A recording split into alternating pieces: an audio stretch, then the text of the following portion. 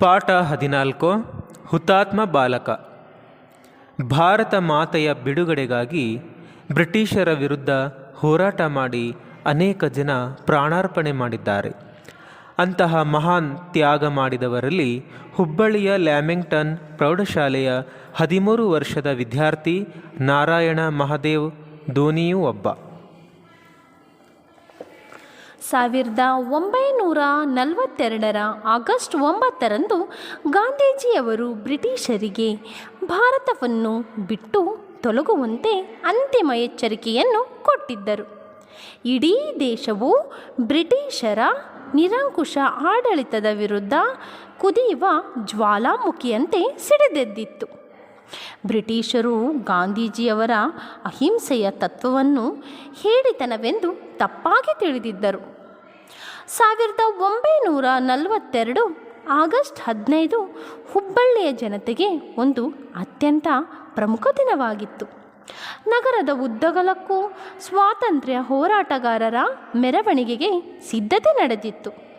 ಭಾರತವನ್ನು ಬಿಟ್ಟು ತೊಲಗಿ ಎಂಬ ಘೋಷಣೆಗಳ ಫಲಕಗಳು ಎಲ್ಲರ ಕೈಯಲ್ಲಿದ್ದವು. ಸಾಮರಸ್ಯದ ಮಂತ್ರ ವಂದೇ ಮಾತರಂ ಎಲ್ಲರ ಬಾಯಲ್ಲೂ ಹರಿದಾಡುತ್ತಿತ್ತು.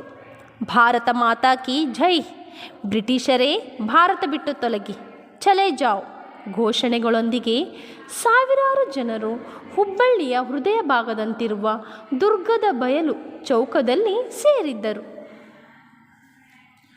ಬಾಲಕ ನಾರಾಯಣ ಅಂದು ಮುಂಜಾನೆ ಬೇಗನೆ ಎದ್ದು ಸ್ನಾನ ಮಾಡಿ ಕೈಯಲ್ಲೇ ನೇಯ್ದ ಖಾದಿ ಚಡ್ಡಿ, ಅಂಗಿ ಮತ್ತು ಗಾಂಧಿ ಟೋಪಿಯನ್ನು ಧರಿಸಿದ. ಮನೆಯ ಬೀರುವಿನಲ್ಲಿದ್ದ ತ್ರಿವರ್ಣ ಧ್ವಜವನ್ನು ಹೊರತೆಗೆದ. ಬೊಂಬಿಗೆ ಧ್ವಜವನ್ನು ಕಟ್ಟಿ ಅಮ್ಮ ಎಂದು ಜೋರಾಗಿ ಕೂಗಿದ. ನಿದ್ರೆಯಿಂದ ಎದ್ದ ತಾಯಿ ಮಗನನ್ನು ನೋಡಿ ಆಶ್ಚರ್ಯದಿಂದ ಎಲ್ಲಿಗೆ ಹೋಗುತ್ತಿರುವೆ ಮಗು ಎಂದು ಕೇಳಿದಳು. ಅಮ್ಮ, ಬ್ರಿಟಿಷರ ವಿರುದ್ಧ ಪ್ರತಿಭಟನಾ ಮೆರವಣಿಗೆ ನಡೆಯುತ್ತಿದೆ, ಅದನ್ನು ಕೂಡಿಕೊಳ್ಳಲು ನಾನು ಹೋಗುತ್ತಿದ್ದೇನೆ ಎಂದ ನಾರಾಯಣ.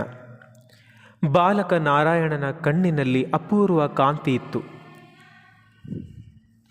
ಮಗು, ನೀನು ಇನ್ನೂ ಕಿರಿಯವ, ದೊಡ್ಡವರ ಮೆರವಣಿಗೆಯಲ್ಲಿ ನೀನು ಹೇಗೆ ಸೇರಲು ಸಾಧ್ಯ ಎಂದು ದುಗುಡದಿಂದ ತಾಯಿ ಕೇಳಿದಳು. ಅದಕ್ಕೆ ಅವನು, ಅಮ್ಮ, ಹಿರಿಯರು ಮತ್ತು ಕಿರಿಯರು ಎನ್ನುವುದು ಮುಖ್ಯವಲ್ಲ, ಭಾರತ ಮಾತೆಯ ಸೇವೆಯನ್ನು ಹೇಗೆ ಮಾಡುತ್ತೇವೆ ಎನ್ನುವುದೇ ಮುಖ್ಯ ಎಂದನು. ಮಗನ ಈ ರೀತಿಯ ಮಾತುಗಳನ್ನು ಕೇಳಿ ತಾಯಿ ಅಚ್ಚರಿಗೊಂಡಳು.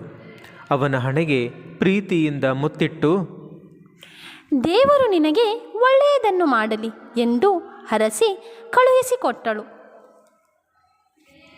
ದುರ್ಗದ ಬಯಲಿನಲ್ಲಿ ಸೇರಿದ್ದ ಜನರನ್ನು ನಾರಾಯಣ ಸೇರಿಕೊಂಡನು. ಮಿಂಚಿನ ಕಣ್ಣಿನ ಚತುರ ಹುಡುಗನ ಆಗಮನ ಎಲ್ಲರನ್ನೂ ಆಕರ್ಷಿಸಿತು. ಮೆರವಣಿಗೆ ಆರಂಭವಾಯಿತು.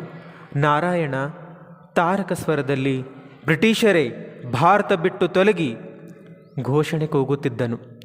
ಇತರರು ಅವನ ಕೂಗನ್ನು ಪ್ರತಿಧ್ವನಿಸುತ್ತಿದ್ದರು. ಇದನ್ನು ಕಂಡ ಪೊಲೀಸರು ಸಿಟ್ಟಿನಿಂದ ಕುದಿಯುತ್ತಿದ್ದರು. ಹೋರಾಟಕ್ಕೆ ಪ್ರತಿಯಾಗಿ ಸಿಕ್ಕವರನ್ನು ತದುಕುತ್ತಿದ್ದರು. ಇದ್ದಕ್ಕಿದ್ದಂತೆ ಗಾಳಿಯಲ್ಲಿ ಗುಂಡು ಹಾರಿಸತೊಡಗಿದರು. ಅಪಾಯದ ಸುಳಿವನ್ನು ಕಂಡ ಕೆಲವರು ಜೀವ ಉಳಿಸಿಕೊಳ್ಳಲು ಓಡತೊಡಗಿದರು. ಎಳೆಯ ಬಾಲಕ ನಾರಾಯಣ ಘೋಷಣೆ ಕೂಗುತ್ತಲೇ ಇದ್ದ. ಅವನು ಘೋಷಣೆಯನ್ನು ಪೂರ್ಣಗೊಳಿಸುವ ಮೊದಲೇ ಪೊಲೀಸರ ಒಂದು ಗುಂಡು ಅವನ ಎದೆಯನ್ನು ಭೇದಿಸಿತ್ತು. ಗಾಯಗೊಂಡು ರಕ್ತದಲ್ಲಿ ತೊಯ್ದ ನಾರಾಯಣ ನೆಲಕ್ಕುರುಳಿದನು. ತಕ್ಷಣ ಅವನನ್ನು ಆಸ್ಪತ್ರೆಗೆ ಸೇರಿಸಲಾಯಿತು. ಮೃತ್ಯುವಿನೊಡನೆ ಬದುಕಿಗಾಗಿ ಹೋರಾಡುತ್ತಿದ್ದ ನಾರಾಯಣನನ್ನು ನೋಡಲು ಕೆಲ ಬ್ರಿಟಿಷ್ ಅಧಿಕಾರಿಗಳು ಆಸ್ಪತ್ರೆಗೆ ಬಂದರು. ಆಂಗ್ಲ ಅಧಿಕಾರಿಯೊಬ್ಬ ನಿನಗೆ ಏನು ಬೇಕು ಎಂದು ಕೇಳಿದ. ಸಾವಿನಂಚಿನಲ್ಲಿದ್ದ ಬಾಲಕ ತನ್ನ ನೋವನ್ನು ಮರೆತು ಸ್ವರಾಜ್ಯ ಎಂದು ಉತ್ತರಿಸುತ್ತಲೇ ತನ್ನ ಕೊನೆಯುಸಿರೆಳೆದ. ಸಾವಿನ ಸಮ್ಮುಖದಲ್ಲಿ ಎಂಥ ಅಪ್ರತಿಮ ಧೈರ್ಯ! ಹುತಾತ್ಮ ಬಾಲಕ ನಾರಾಯಣ ಹೀಗೆ ಒಂದು ದಂತಕಥೆಯಾದ. ಅವನ ನೆನಪು ದೇಶವಾಸಿಗಳ ಹೃದಯದಲ್ಲಿ ಇಂದಿಗೂ ಚಿರಸ್ಥಾಯಿಯಾಗಿ ಉಳಿದಿದೆ. ಸ್ವಾತಂತ್ರ್ಯ ಜೀವನ ಬದುಕಿಗೆ ಸಾಧನ.